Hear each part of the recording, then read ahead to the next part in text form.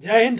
दोस्तों दोस्तों वीर बहादुर सिंह जो कि नेशनल कोऑर्डिनेटर सेक्रेटरी जनरल हैं voice of ex serviceman society के, ने इंडियन आर्मी के पुनर्गठन के बारे में एक लेटर लिखा, जिसका कि जवाब additional director general man power additional general branch ने 11 दिसंबर 2008 को दिया। यह लेटर वीर बहादुर सिंह जी ने 19 जुलाई 2018 को honourable prime minister, honourable defence minister और डिफेंस सेक्रेटरी को लिखा था।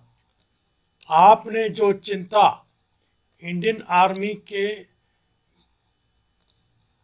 सुधार और ऑपरेशनल क्षमता के वृद्धि के बारे में जताई है वो प्रशंसनीय है।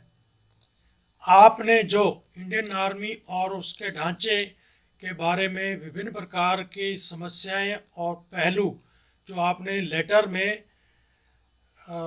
अनुरोध, सुझाव और आपने जो आशंका जताई है एनसीओ को अनुचित व्यवहार एनसीओ के साथ अनुचित व्यवहार किया जा रहा है को उचित स्तर पर जांचा जा रहा है। आपकी सूचना के लिए बोर्ड ऑफ अफसर गठित किया जा चुका है जो कि ओवरऑल ढांचा जो विभिन्न कैडर्स का इंडियन आर्मी में है का अध्ययन करेगा। इस अध्ययन की निष्कर्ष और सिफारिशों को जैसे ही स्वीकृति मिलती है को लागू किया जाएगा ताकि विभिन्न प्रकार की जो समस्याएं को ख़त्म किया जा सके। आपको ये भी सूचित किया जाता है कि JCOR का तीसरा कैडर रिव्यू शुरू हो चुका है 1 जनवरी 2018 से और अगले 5 साल में इसको लागू किया जाएगा।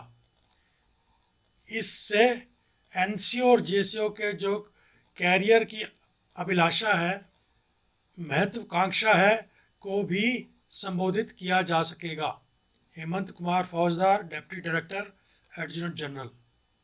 तो दोस्तों ये तो था बैकग्राउंड या पृष्ठभूमि जो पत्र द्वारा वीर बहादुर सिंह जी के और डायरेक्टर जनरल एडजुटेंट जनरल के बीच में हुआ। अब वीर बहादुर सिंह जी क्या कहते हैं वो देखते हैं। उसमें उन्होंने क्या लिखा है कि क्या हमने मांगा और हमें क्या मिला। तो वीर बहादुर सिंह जी लिखते हैं, आदरणीय पूर्व HCO, JCO, NCO, ORs कृपया पढ़ें। कारगिल युद्ध के बाद रक्षा सचिव अजय विक्रम सिंह की अध्यक्षता में गठित कमेटी, जिसकी सदस्य सेना के तीनों अंगों के एक एक अधिकारी थे, की रिपोर्ट ने सरकारी धन का अधिकारियों की तरफ मोड़ने में और JCO, NCO, OR को दबाने में महत्वपूर्ण भूमिका निभाई है। बाद में रक्षा सचिव ने अपने रिपोर्ट को तोड़ मरोड़ कर और मूल भावना से अलग लागू करने का आरोप भी लगाया था। सैन्य कमांडरों की गलती के कारण कारगिल की पहाड़ियों के हमारे पोस्ट विंटर वैकेशन पर दुश्मन देश आकर बैठ गया, जिसको हटाने के लिए कारगिल युद्ध हुआ। युद्ध के बाद अधिकारियों ने अपने फायदे के लिए इसे एक अफसर की तरह इस्तेमाल किया। कमांडिंग अफसर की यंग प्रोफाइल के नाम पर अधिकारियों ने उस कमेटी की रिपोर्ट के आधार पर प्रमोशन, मेरिट और परफॉर्मेंस के स्थान पर टाइम स्केल करवा लिए और एक मेजर जो 10 साल में सिलेक्शन ग्रेड में प्रमोट होता था अब 6 साल में सब्सटेंटिव मेजर बनने लगा। उसी तरह कैप्टन 2 साल में, लेफ्टिनेंट कर्नल 13 साल में और कर्नल 26 साल में टाइम स्केल पर बनने लगे। कर्नल सिलेक्शन ग्रेड में 16 साल में बनने लगे। इस रिपोर्ट को लागू होने से 90% अधिकारियों को फायदा हुआ और 20 lieutenant general, 75 major general, 222 brigadier को भी अपग्रेड किया गया। दुनिया के किसी भी देश में इतनी तेज प्रमोशन नहीं है, और वो भी टाइम स्केल जिसका मेरिट और परफॉर्मेंस से कोई लेना देना नहीं है।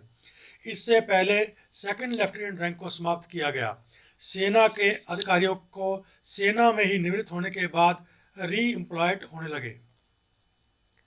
लेकिन सरकार ब्लिक्स सेना ने ओवरऑल सेना के बारे में ना सोचकर सिर्फ अफसरों के बारे में सोचा। JCO, NCO, OR जो फ्रंट लाइन वॉरियर हैं के टाइम स्केल प्रमोशन के संबंध में नहीं सोचा। उनको कंपनी कमांडर तो 6 साल में बनने वाला मेजर चाहिए, सेकंड इन कमांड 13 साल में बनने वाला लेफ्टिनेंट कर्नल चाहिए और 16 साल में बनने वाला कर्नल कमान अधिकारी चाहिए, लेकिन company senior JCO, platoon commander और अन्य पदों पर 24 से 26 साल में बनने वाले जेसीओ चाहिए। अगर कमेटी ओवरऑल सेना को ध्यान में रखकर अपनी रिपोर्ट देती तो अधिकारी के टाइम स्केल प्रमोशन की तर्ज पर 13 साल में एक सिपाही को तीसरा प्रमोशन देकर नायब सूबेदार बनाती तो सेना का यंग प्रोफाइल के साथ साथ आज जो आर्थिक विषमता के खिलाफ असंतोष है वो नहीं होता। जेसीओ एनसीओ ओआर में अधिकारी के तर्ज पर टाइम स्केल प्रमोशन सभी रैंक के आर्थिक विषमता दूर करता, क्योंकि एक जेसीओ को भी जेसीओ के पद पर लंबा कार्य करने का लाभ अधिकारी से अपेक्षाकृत कम लेकिन मिलता।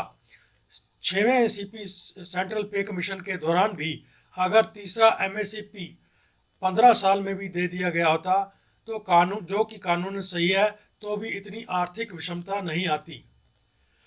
मैंने कई सुझाव दिया था कि किस तरह आप सेना की ऑपरेशन क्षमता और बेटरमेंट कर सकते हैं और इससे सैनिकों को सेवादारी यानी कि डिमीनिंग कार्य से हटाना भी शामिल था। जवाब भी आया जो कि काफ़ी, लेकिन सिर्फ कागजों में ही रह गया और इसको लागू नहीं किया गया। 24 सितंबर 2021 को रक्षा मंत्रालय ने ओआरओपी रिवीजन से पहले डिपार्टमेंट ऑफ मिलिट्री अफेयर्स और ट्राईपास से पीबीआर के टाइम स्केल के संबंध में सूचना भी मांगी, लेकिन लगता है वो सूचना नहीं देगी।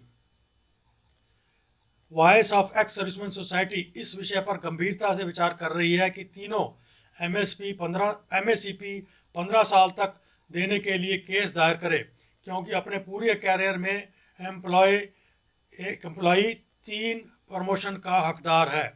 अगर पूरा कैरियर ही 15 से 17 साल का है जो कि सिपाही का होता है तो इससे पहले तीनों एमएसपी मिलना चाहिए। National coordinator voice of ex serviceman Vir Bahadur Singh ji. साथियों, हम सब ने 3 तारीख यानी कि सोमवार को ज्ञापन सौंपने हैं ताकि हम भी सहभागिता उन साथियों के प्रति जता सकें जो कि जंतर मंतर पर बैठे हैं, और इससे सरकार को भी हमारी आवाज़ पहुंचाने में मदद मिलेगी। सरकार को भी पता लगेगा कि पूरे देश के सैनिक एक्स सर्विसमैन सब एक साथ हैं। तो दोस्तों, इसके साथ ही हम इस वीडियो का करते हैं अंत। अगर आप इस चैनल को प्रोत्साहित करना चाहते हैं तो सब्सक्राइब कर लीजिए। मिलते हैं अगले वीडियो के साथ, तब तक के लिए जय हिंद।